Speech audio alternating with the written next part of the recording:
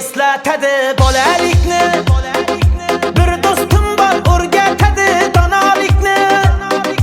Ko'rishganda o'tgan kundan gaplashamiz. Sog'intirdi bolalikni. Bir do'stim bor eslatadi bolalikni. Ey bir do'stim bor o'rgatadi donolikni. Ko'rishganda o'tgan kundan gaplashamiz. Sog'intirdi bolalikni.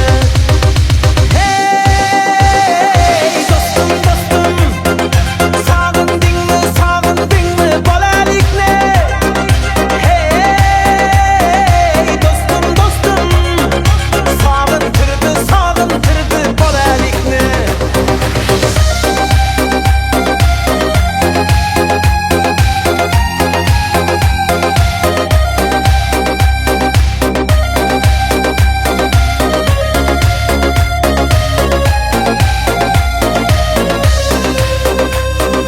Bir do'stim bor qarindoshdek bo'lib ketgan.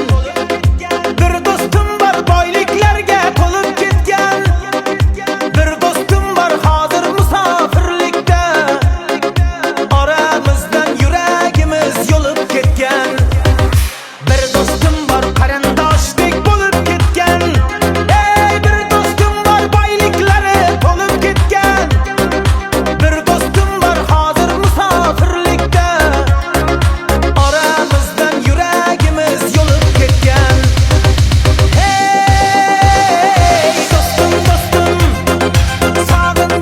sog'indingmi bolalikni? Hey do'stim, sog'intirdi bolalikni.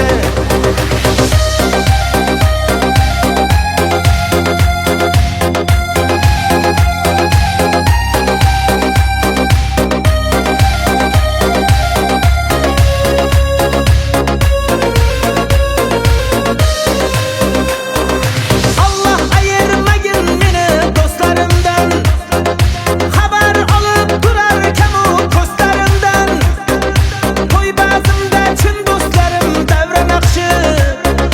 Bu dunyoda nomard do'stdan dushman yaxshi.